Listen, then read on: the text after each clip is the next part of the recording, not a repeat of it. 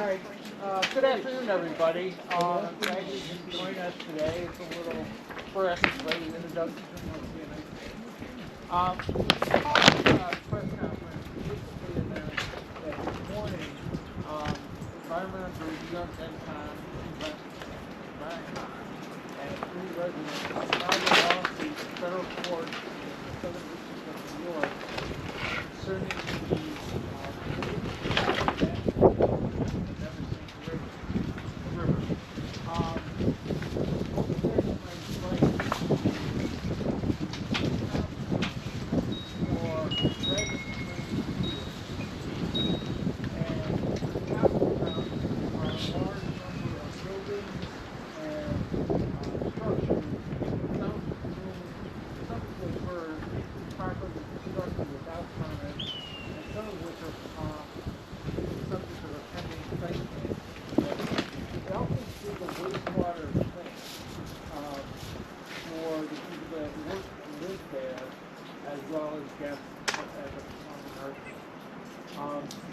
as you can see from the chart over here, testing the clean waters, in 2020 there was a large amount of fecal coliform, well above the legal limit. It subsided corresponding to the pandemic. But then in the spring of this year, construction activity picked up. Even though no permit was issued, and even though a draft environmental impact statement had been filed as directed by the County of Park Bank, and the amount of coliform shot up to almost, you can see the level, almost twice what it was before, and a good 10 times greater than the amount permitted by law. As a result, we gave notice to the DEC and the EPA, and we had to wait 60 days, which we did. And then this morning we filed a lawsuit in federal court seeking that an injunction prohibiting them from discharging the pollutants into the Bashers Hill and the Never Sink, and also requiring them to spend the money necessary to do any remedial actions that are required, as well as the civil penalties that are imposed by the Clean Water.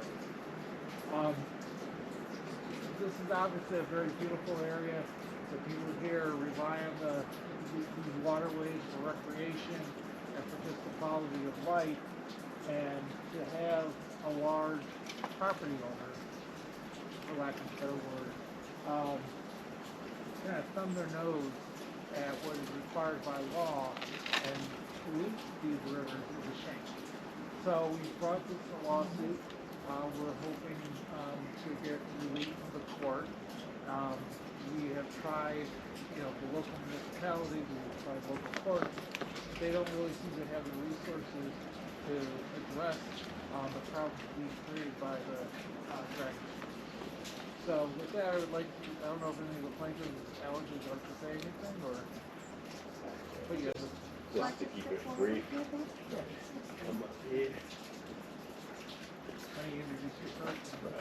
Alex Silla, I'm founder of NY EnvironCom, who serves as the fiscal sponsor for the Deer Park Rural Alliance. We've been working on this issue for many years. We've come in the last few years to give them support. We as a nonprofit are focused on land use, and this is one of the most blatant examples of the impact of poor land use throughout New York. There's many things, issues caused by the home rule structure and the way things are set up on an environmental regulatory issue and all that. But basically, you have a piece of land that shouldn't be used for what it's being used for, and that's creating a huge amount of runoff impact. Not limited just to this water pollution, though this water pollution is one of the most obvious and ones that have a direct impact on the immediate neighborhood and all that. So we're gonna do what we can to fix this, and hopefully this will also serve an example for many of the similar things you see in New York State and make some progress on all these issues as they can be. Very good. Thank you for coming. I'm Grace Woodard. I'm one of the co-founders of a very rural, local group called Deer Park Rural Alliance. I'm one of the co-founders of it. And we began very informally when we found out that there had been a proposed development up the road from Dragon Spring, a 2 million square foot project called Deer Park Commons. We organized against that, and that project has disappeared. But as we say, these things are like zombies, they keep coming back. And there might be 2 or 3 years between site plans before the planning boards. We've also had another further up the road, a very inappropriate mini mall on the narrow Galley Hill Road. And we have been gathering data on that. We've been remeasuring the wetlands. Deer Park Rural Alliance acts as an advocate, a watchdog in the town. We're kind of like the advocacy arm for NY Environcom. And everyone is a volunteer, and our work has started really in 2014. The building and the violations are, there's like an arm's length of them. And we spoil regularly, and we are very fact-based, and we like to squelch rumors and go for what is accurate.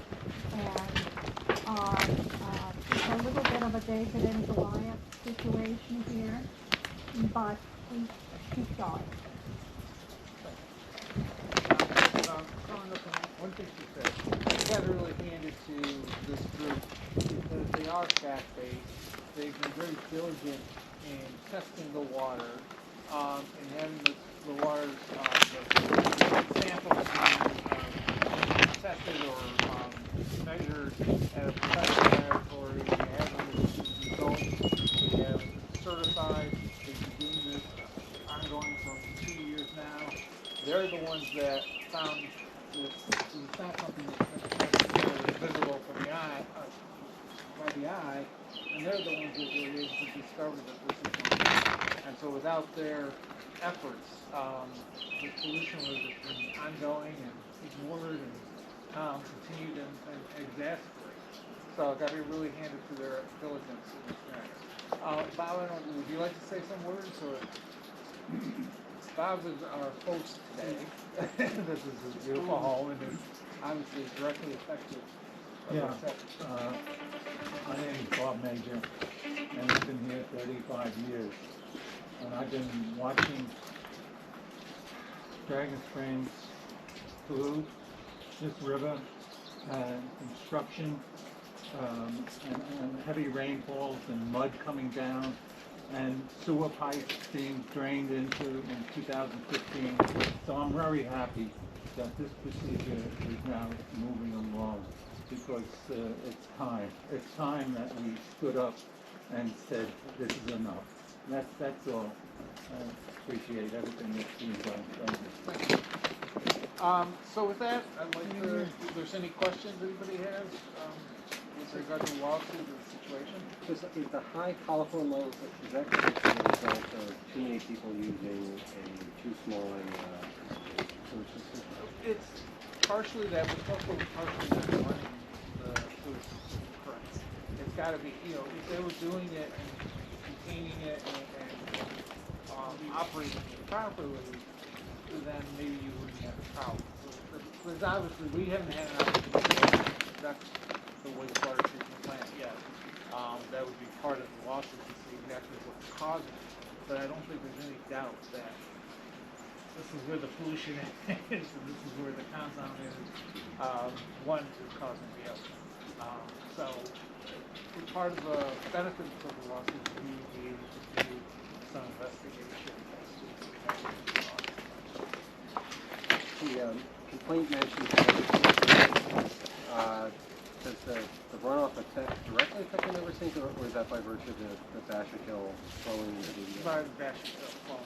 Okay. The juncture is about a quarter of a mile down. It's not very far. Right. I would disagree. It directly affects the river. Yes, Well, the sense is it's flowing right to it. yes. Okay. So supposing the lawsuit is successful, how can we ensure compliance with the law then? Well, the federal court has a lot of power, and they have the ability to order specific remedial action. And they also have the ability to order contempt, to make sure that it's not happening at the cost of so the federal court, by taking a Clean Water Act action, we are able to have full power of the federal court. Was it important that you went through local attempts, the local courts and everything, and the Fed would have said, well, you gotta try it local before you come to us? Was that important, the documentation of local efforts? Well, they're somewhat simultaneous because the Clean Water Act is very specific, and that there's specific rights with regard to pollution of the water. Some of the local issues are more to deal with building permits and construction without permission. So they're kind of a little bit different. The town engineer, Alfred Busto Jr., has noted failure for Dragon Springs to comply or to competently care for their sewage system. In his notes and it's been foiled, and there's a long record of failed water systems. One of the situation is Dragon Springs is obviously a very large, financially very substantial organization, and the town of Deer Park is a very rural town that resources are limited, and I do think the town of Deer Park is intimidated by them. There was a lawsuit a few years ago where the town of Deer Park was sued by Dragon Springs because of allegations that they were violating their religious freedom under federal statute, and the town of Deer Park settled it and demanded terms or lost. So I think, again, it's just, in some ways, we're supplementing what government can do, especially the local government.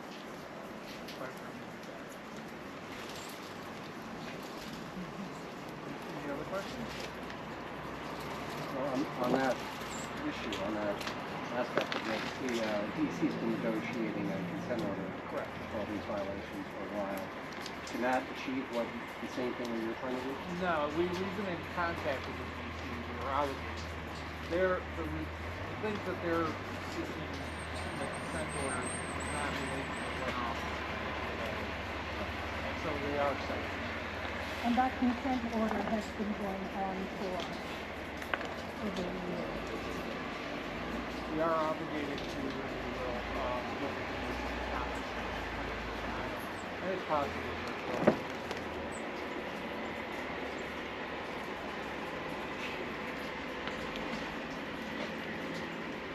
Anything else? Well, I'm glad it's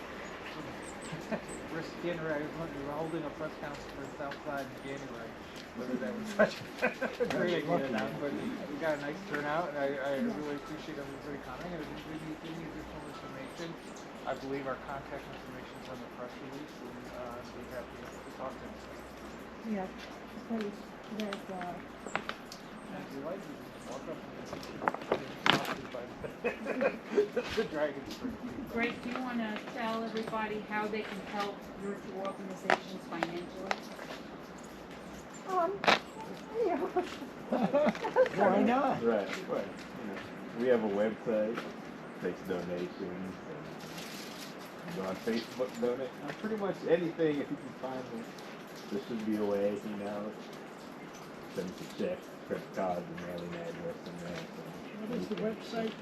There's some brochures. We have here. some brochures Doesn't here. have one. We have worked very closely with the Bashik Area Association, and they mentored us, and they have been, we coordinate some of our activities with them. We have a station monitoring system. We've been trained by Stroud Freshwater Institute, center down in Pennsylvania. And yes, we welcome contributions and Volunteers, anything. I mean, volunteers. you know, if you want to help in some way, have an idea, let us know. We're open to working with the community any way you can. Our goal, particularly in Deer Park, is to prevent urban projects. This project on the hillside is larger than Lincoln Center, and it has massive amounts of buildings. And again, there are many projects that are coming before the town that are not rural projects, that are urban or suburban projects along the Neversink River. And the Neversink does not have, from the reservoir down to Fort Jervis, does not have factories or emptying their waste into it. And it's in pretty good shape in the upper part. The lower part of the Neversink and the Bashik Hill, there's tremendous amount of development pressure, as we know, on the hillside, on both sides of Route 409, from this ridge, the Chewongdong Bridge, and then starting up on the Catskill Ridge, Route 17. So it's all one. There's a big picture. We work on the micro, but we keep the macro in view at the same time. Do you have any idea of the census, the number of people up there using this? No, we don't. The town had 1,300, but there has been very little in the way of updating of information. The plans were to have been color-coded by Dragon Spring to reveal to the town what objects were within the site plan were completed, what had violations, what were built illegally, what were completed. That has never been delivered to the town. It was requested by the town. The town is short-handed. I want to use the underhanded, short-handed. Yes. Yes. But we do not have the stats. We do not have any entry into it. It's private and it's guarded. Well, there was some endangered species, weren't there, in the Granite Hill or the Neversink? Well, there's the boardwort mussel, which has gotten very knocked, and the colonies of them are very fragile, but they're still within the Bashik Hill and the Neversink. But on the property up there, I am not sure. There was a nesting pair of bald eagles further down the river, but right down in Jodapur near the Guymard Bridge, they abandoned a few years ago. Right below the nest was a paved road, paved without a permit, which a security car went up and down, and the lights, and I think there must have been a lot of disturbance, but there are no eagles there anymore.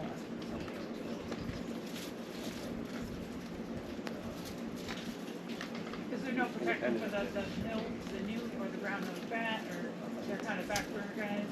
I think they're more back burner, but they have answered, they have not come back with a supplemental DIS. that they, 2 years ago, they wanted to do an expansion, and the expansion has not, they have not returned. The town rejected and the changes, and so it's a huge project, and all of those habitat issues would have to be addressed. Well, with the Shenyang ramping up for a show at the Senate in a couple of months, has there been a big increase in traffic? With that camera, or? We, There was a crane here a few days ago. Yeah, right, ready to go. They in have a the- fleet of 32 Right, buses Yes. that they register annually. yes, they have buses. They used to advertise Shenyun on them, but basically now the buses are all white and non-identifiable. What we did is, in summer, we had a few rounds of aerial photography, and we did a car count on how many cars were there in the spring. And it was And that's up. what you saw. It was up. It was like double. You know, the amount of cars up there on the property had doubled in that period. So, I mean, all kinds of, both large buses and personal cars and all that. What you can see on the outside. There's been a significant increase in these cars on the premises.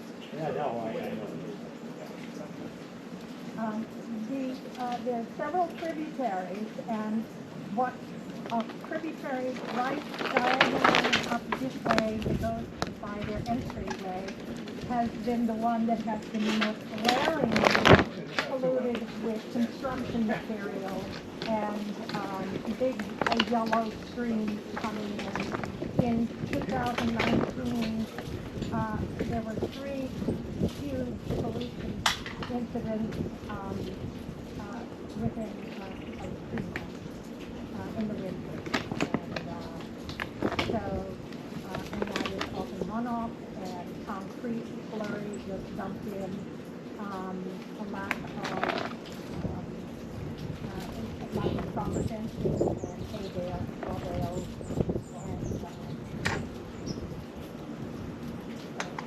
Well, at one time, they wanted to put a chain link fence all around the property, didn't they? yes, yes. Yes, and that was, they needed a variance on that, they did not get that. That was turned down. They have internal fencing, but that's, good, all right, thank you. Stay tuned. You're Chris. Yeah. Yes. You're Liz, what you're Liz, yes, how are you? Coffee and hot donuts and muffins. Yes. So, Have a couple coffee out. right on. Very secret. Talk to us about 2 minutes of video, somebody talking about recapping what Okay. Okay, well, we'll get it. That'll be on there, and then I'll upload whatever. We'll have a good video from the other ones later. And in the meantime, I mean,